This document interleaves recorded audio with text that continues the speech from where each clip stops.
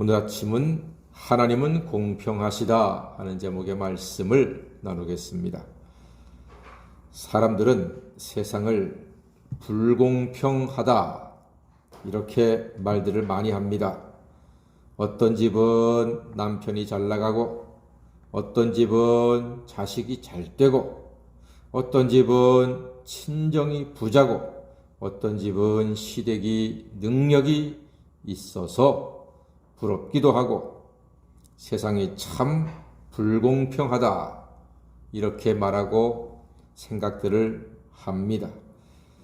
저도 어릴 때는 세상이 참 불공평하다고 생각을 했습니다. 그러나 더 크고 청년이 되고 어른이 되고 자녀를 키우면서 세상을 좀 더 넓게 보고 사람들을 많이 알아가면서 세상이 그렇게 불공평하지는 않다는 것을 알게 되었습니다. 어떤 집은 남편 때문에 속썩이고 어떤 집은 자식 때문에 눈물 흘리고 어떤 집은 친정 걱정에 어떤 집은 시댁 일로 속상하고 마음 아픈 집들도 많더라고요. 그러니까 다시 가만히 잘 보면은요. 어떤 집은 남편 때문에 속상해도 자식 때문에 위로를 받고 어떤 집은 자식이 속썩여도 그래도 자식들이 건강하니까 감사하고 어떤 집은 물질은 힘들어도 믿음으로 잘 이겨내더란 말이죠. 하나님은 모든 사람에게 감당할 만큼의 시련을 주신다 하는 사실이지요. 사람 중심으로 보면은 세상이 불공평하다 보이지만 하나님을 중심으로 보면은 공평하시다. 하나님은 공평하시다 하는 사실입니다. 여러분, 나에게 없는 것 때문에 괴로워하지 말고 부러워하지 마시고 하나님이 각자에게 주신 은혜를 족한 줄로 알고 감사하며 사는 사람이 진정으로 행복한 사람인 줄 믿습니다.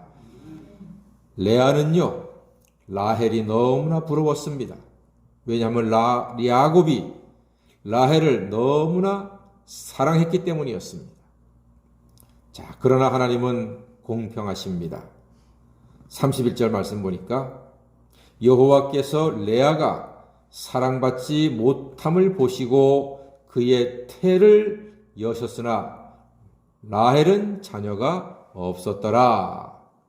그렇죠? 아주 공평하시잖아요. 레아는 사랑받지 못했어요. 그런데 하나님께서 태의 문을 열어주셔서 자식을 주셨고요. 라헬은 남편 사랑은 많이 받았으나 자식이 없었다는 사실입니다. 그러니까 하나님은 그래도 공평하시구나 하는 것이죠. 자, 자식복 하면 레아입니다. 레아가 자식복이 있는데 남편을 사랑하지만 남편 사랑을 못 받으니까 늘 마음이 힘들고 괴로운 거예요. 그래서 하나님께서 그래 그럼 너에게는 자식복을 주겠다 하셔서 아들을 주시는데 첫 번째 아들은 32절. 자, 우리 32절은 다 같이 한번 읽어보겠습니다. 시작. 레아가 임신하여 아들을 낳고 그 이름을 루벤이라 하라 하여 이르되 여호와께서 나의 괴로움을 돌보셨으니 이제는 내 남편이 나를 사랑하리로다 하였더라. 아멘. 첫째 아들 이름이 뭐라고요? 루벤입니다. 루벤, 이 말뜻은 바라, 아들이다 하는 뜻입니다. 얼마나 속상했으면은 첫째 아들 낳자마자 루벤, 바라, 아들이다. 나 아들 낳았어. 라헬이 받는 남편의 사랑이 너무나 부러웠습니다. 하나님께서 아들을 주시자 아들을 낳자마자 루벤, 바라, 아들이다. 너 아들도 없지? 아들도 없는 것이 까불고 있어. 나 아들 낳았어. 지금 이렇게 레아가 서러움에 가득한 아들의 이름을 지었습니다. 이해가 돼요, 안 돼요? 이해가 되지요? 예, 남편 사랑 못 받았는데 자식이라도 있어야 되지 않겠습니까? 하나님이 공평하세요. 그런데 야곱은 여전히 라헬을 사랑한단 말입니다.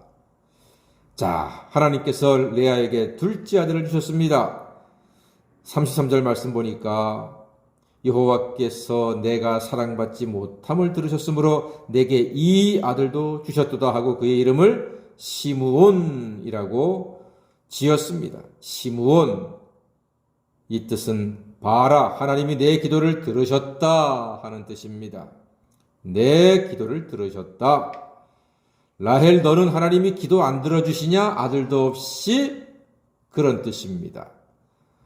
레아는 차남 때문에, 시므온 때문에 좋았으나 야곱은 여전히 라헬을 사랑합니다. 공평하신 하나님이지요. 자, 하나님께서 셋째 아들을 주셨습니다. 34절 말씀 보니까 레위예요. 내 남편이 지금부터 나와 연합하리로다 하고 그의 이름을 레위라고 불렀습니다. 레위, 애착입니다. 애착. 내 남편이 나를 사랑하리로다 하는 남편에 대한 애착을 나타내고 있습니다. 남편에게 더욱더 집착을 합니다. 그러나 야곱은 여전히 라헬을 더 사랑합니다. 아들 셋을 낳았는데 여전히 라헬을 더 사랑하는 야곱입니다. 하나님께서 넷째 아들을 레아에게 주셨습니다. 자, 35절 넷째 아들 장면입니다. 시작. 그가 또 임신하여 아들을 낳고 이르되 내가 이제는 여호와를 찬송하리로다 하고 이로 말미암아 그가 그의 이름을 유다라 하였고 그의 출산이 멈추었더라. 아멘. 예, 하나님께서 아들을 또 주셨습니다. 그리고 내가 이제는 여호와를 찬송하리로다. 그 앞에까지는 여호와를 찬송하지 않았거든요. 왜 아들 넷을 낳고 여호와를 찬송했을까요? 감사하니까 찬양했지만 아들 셋 키우느라고 고생했는데 아들 하나 또 낳았으니 얼마나 힘들었겠습니까? 아들 넷 키우느라고 이제는 아마 하나님 이제는 안 주셔도 됩니다 하는 마음으로 찬양하지 않았을까? 그런 마음도 듭니다만, 자, 여호와를 찬양하고 레아의 출산 퍼레이드는 끝났습니다.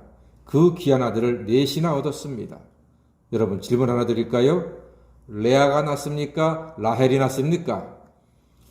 예, 사실 여기에서는 우열을 가리기가 어렵습니다.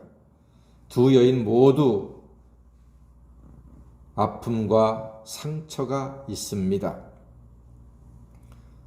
남편 사랑은 받지만 아들이 없는 라헬은 라헬대로 가슴이 아팠고, 아들은 넷이나 얻었지만 남편 사랑을 풍족히 받지 못한 레아는 레아대로 아픔이 있습니다.